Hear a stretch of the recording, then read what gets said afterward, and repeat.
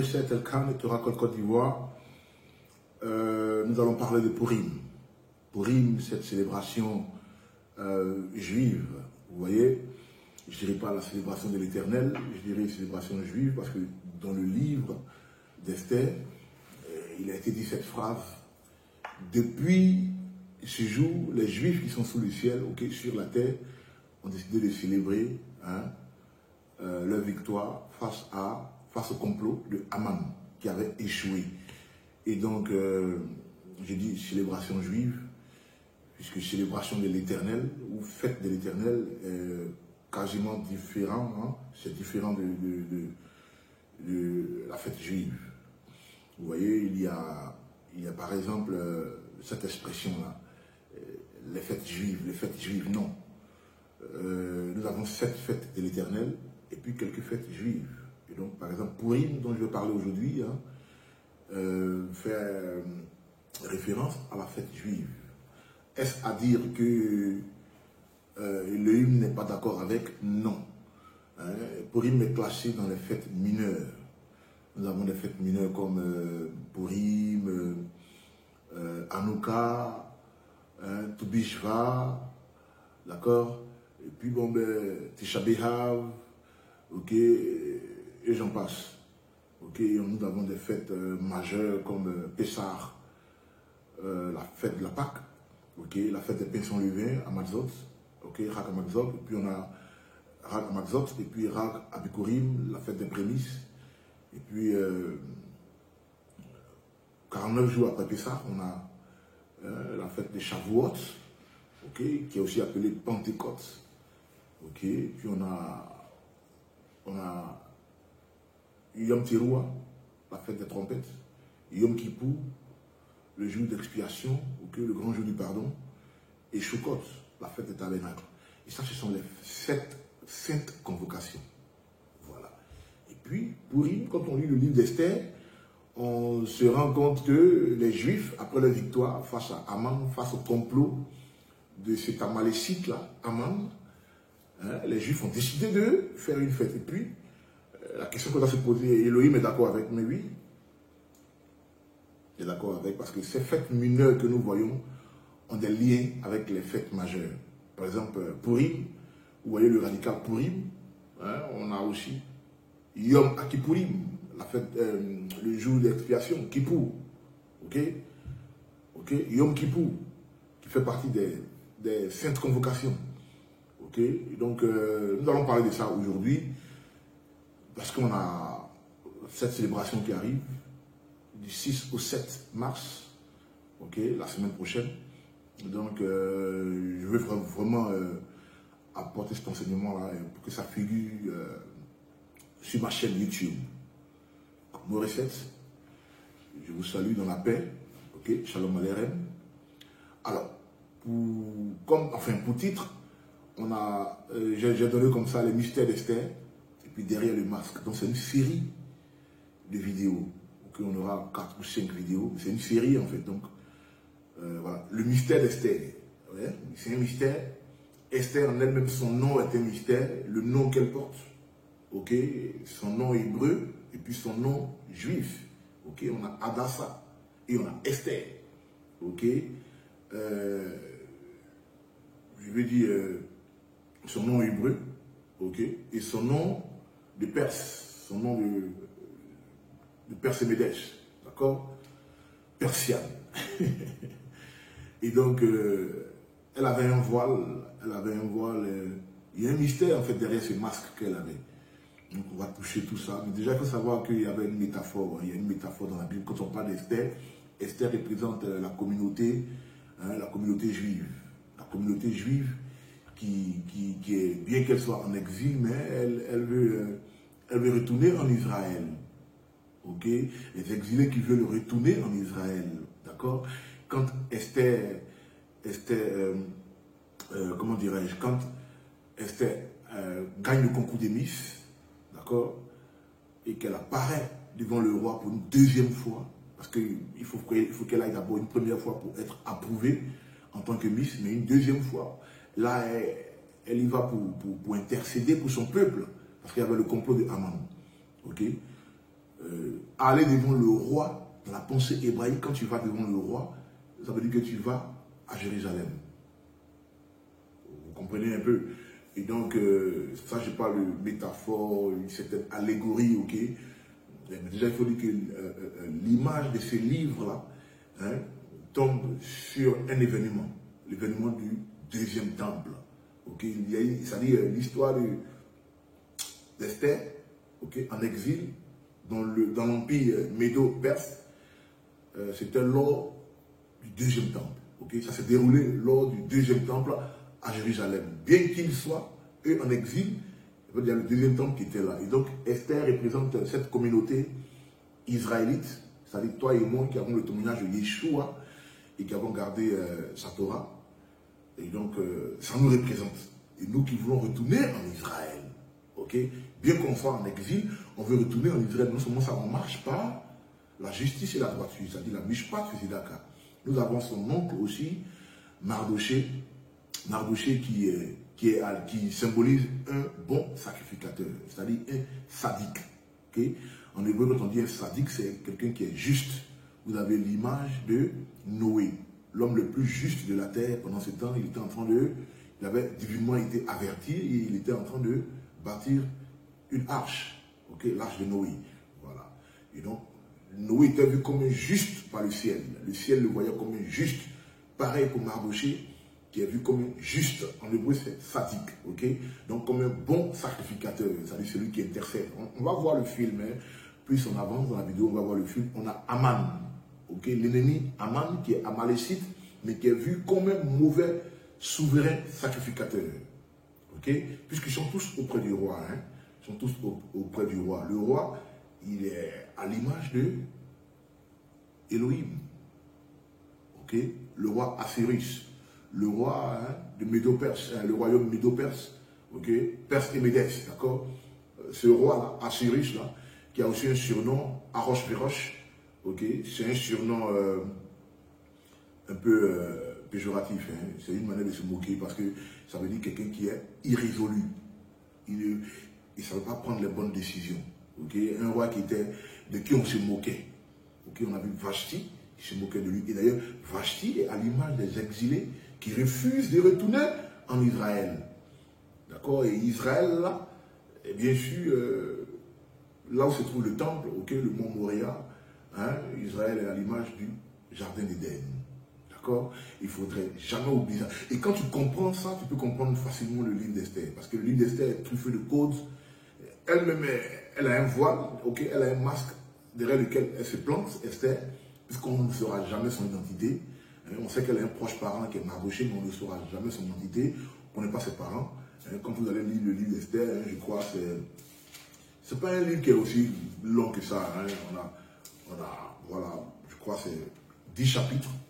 D'ailleurs, le 10e chapitre, il est très court comme ça. Okay? C'est un truc qui se lit en 20 minutes, quoi, rapidement, et puis on comprend bien. D'accord? Donc, je vous donne là une image de ces acteurs. Donc, vous avez Esther, qui est comme actrice, elle-même. Le livre porte son nom, son proche parent, je ne dirais pas son père ou son oncle, mais son proche parent, Mardoché. Un autre acteur, on a Aman, un autre acteur, on a le roi lui-même, Assyrus, un acteur, et puis on a Vashti, une autre actrice. Alors Vashti était la reine qui était là, la mère des lieux, et elle a été déboulonnée, ok, par Esther, parce qu'elle était rebelle. Donc je précise, Esther est à l'image du peuple d'Israël en exil, mais qui désire retourner en Israël. D'accord? Et Vashti est à l'image du peuple israélite qui est en exil, mais qui se plaît en exil, qui refuse de retourner en Israël. D'accord? Et Esther aussi, elle a une image qui est interchangeable. Hein? Elle représente plusieurs images. D'accord? Elle est aussi à l'image de Yeshua. Elle est à l'image de Yeshua. On va voir tout ça. On va voir tout ça. Mais déjà, il faut parler de Purim. Ok? Purim, cette célébration-là. Et Purim est un mot qui est divisé en deux. Il est dérivé de Akipurim, comme je l'ai dit au préalable. Ok? Dérivé de Akipurim. Donc, on a qui pour. Qui pour. Qui veut dire comme, ou similaire, ou pareil à. Similaire à, ou pareil à, ou comme. ok? Et puis pour P-U-R, ou en français P-O-U-R, ok? Pour qui est un D. Un D, c'est-à-dire, vous voyez ceux qui jouent au Ludo. Au Ludo. Ok? Il y a 1, il y a 2, il y a 3, il y a 4, il y a 5, il y a 6. Ok? 6 et on pousse les pions au Ludo. Le D. Pour en hébreu. Ça se dit. Pour, c'est le D. Et pourquoi le dé? Parce qu'il fallait lancer au sort. Ok, ça détermine le sort. Ok, ça parle de chance. Hein, et c'est pourquoi je dis ça, parce qu'il fallait faire un concours de Miss. Il fallait faire un concours de Miss pour voir qui allait être la Miss. Esther a été prise. Ok, elle a été choisie. Ok, et même dans le mot Akipurim, hein, on a aussi qui veut dire ou Akipou, enfin Kipou, Akipurim, mais c'est au pluriel, hein, qui veut dire expiation, ok, et puis Kipou qui symbolise la couverture, effacer, nettoyer, ok. Vous avez vu, ça parle de nettoyage, effacer les péchés, ok. Donc la sainte convocation, Yom Kippur, le jour d'expiation, c'est où les péchés sont pardonnés, les péchés sont effacés, d'accord. Et quand on revient au mot pour, qui parle de dé lancé au sang, vous allez voir que lors de Yom Kippur, il y avait deux animaux qui étaient là, hein, deux animaux il fallait lancer au sang, il fallait choisir. Il y avait les Adonai et puis il y avait les Azazel. D'accord? Les Adonai, c'était celui sur lequel c'était cet animal-là qu'il fallait égorger, prendre son sang. Okay, qu'il fallait emmener dans le lieu très saint, et puis il fallait asperger la couverture de l'arche de l'Alliance. Okay, les 4 côtés de l'arche de l'Alliance. D'accord? Et puis on avait les Azazel qu'il fallait emmener dans le désert bien après que Aaron, le sacrificateur, le souverain sacrificateur, impose les mains pour ses péchés, les péchés de sa famille et les péchés de tout le peuple d'Israël. Et cet animal-là, ce bouc-là, devait prendre sur lui tous les péchés et d'Aaron et de sa famille et de tout le peuple, et qu'il fallait laisser partir ce peuple-là dans le désert. Mais on faisait bien avant ça, on lançait au sort qui allait être les Adonai et quel bouc allait être les Azazel. Donc le sort qu'il fallait faire là, hein, comment on peut dire, le tirage au sort qu'il fallait faire là, c'est à l'image aussi de Pour, qu'on retrouve dans Purim avec Esther. Elle devait être choisie entre elle. Il devait se faire un choix entre elle et Vashti. C'est très important de savoir ça. Ok? Et donc, le premier lien dans le livre de Purim, dans le livre d'Esther, ok, c'est qu'il faut savoir déjà, c'est que le sort, hein, on devait définir les deux boucs, ok, les deux boucs, les Azazel et les Adonai. Mais le premier lien, hein, de ce fait, on peut dire que Yom Kippourim, qui est un jour comme Purim, ok, faisait ressortir l'image de notre Adon, Yeshua Hamashiach. C'est très important de savoir ça. D'accord? Purim est une image de Yeshua. D'ailleurs, c'est le seul livre de la Bible où le nom d'Élohim n'est mentionné en aucun lieu. Je vous ai dit, on a 10 chapitres dans le livre d'Esther. Vous n'allez pas voir le nom d'Élohim. C'est le livre où son nom n'y est pas mentionné. Le nom Elohim, c'est-à-dire, comme dans tous les autres livres, on va parler d'Elohim, hein, dans les 66 manuscrits, mais Esther, le livre d'Esther, est le seul livre où le nom de Dieu, voilà, n'est pas mentionné. D'accord? Et cependant, c'est le livre où il s'est le plus manifesté. Donc tu vois sa manifestation, mais son nom n'y est pas. Ça parle aussi du mystère, en fait. Ok? Ça parle plus du mystère derrière le masque d'Esther. Ok, sur quoi Esther s'appuyait, d'accord? C'est important de savoir ça. Donc, comme premier lien, on a cette fête, ou bien cette fête de Purim qui est en lien avec cette sainte convocation qui est Yom Kippur, d'accord? Et c'est une image de Yeshua. C'est quand on parle de les Azazel et de les Adonai, le tirage au sort qu'on devait faire pour choisir si tel bouc est les Azazel et l'autre bouc, les Adonai. On voulait faire ressortir que Yeshua avait un double commandement. Ok? Yeshua avait un double commandement. Vous allez voir que même la reine Esther, elle va 2 fois dans la chambre du roi, dans la présence, parce qu'on ne peut pas aller comme ça. Quand vous allez lire, vous allez voir que Mardochée venait la voir pour aller voir le roi. Qu'est-ce qu'elle a dit? Elle a dit, mais il est quasiment impossible pour moi. Il est quasiment impossible pour moi d'aller dans la présence du roi. C'est pas possible. Pas possible. C'est sur recommandation ou c'est sur permission. Je ne peux pas aller comme ça. Ok, et c'est là, son proche parent, Mardochée, libère cette phrase qui dit, ben, écoute, si tu ne vas pas, hein, Elohim trouvera d'autres moyens de nous libérer de là. Et puis toi, sache que tu ne t'en sortiras pas aussi. Hein, parce que quand on dit Israël, c'est Israël. Quoi. Tu n'es pas séparé de nous en fait. Tu vas payer le prix aussi. Tu vas payer le pot. Car c'est d'ailleurs, Aman, c'est toi qui le cherches en fait. Hein, c'est des phrases cachées de révélation. Et donc, pour deuxième lien, on a Esther qui va 2 fois dans la chambre du roi. La toute première fois, c'est quand elle va dans le palais pour être acceptée en tant que reine. Okay? C'est le concours des Miss en fait, le concours des Miss.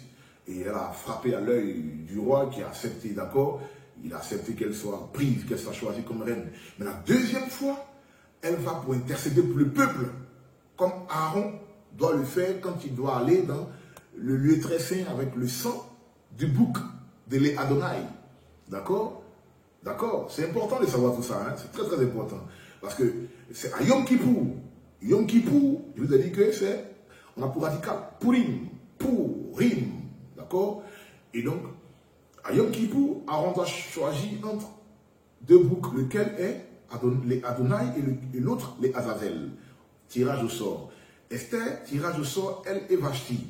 Et elle va aussi 2 fois dans la présence du roi. La toute première fois, c'est où elle est choisie en tant que Miss, la plus belle. Et la deuxième fois, c'est où elle va pour intercéder, hein, pour que le peuple d'Israël, en exil dans l'empire médo-perse, retrouve la liberté. Okay? Et ça, c'est le deuxième lien avec le livre d'Esther. Je fais cette précision-là parce que elle a des détails. Hein? Elle a des détails. Elle a des détails. Il fallait qu'on sache tout ça.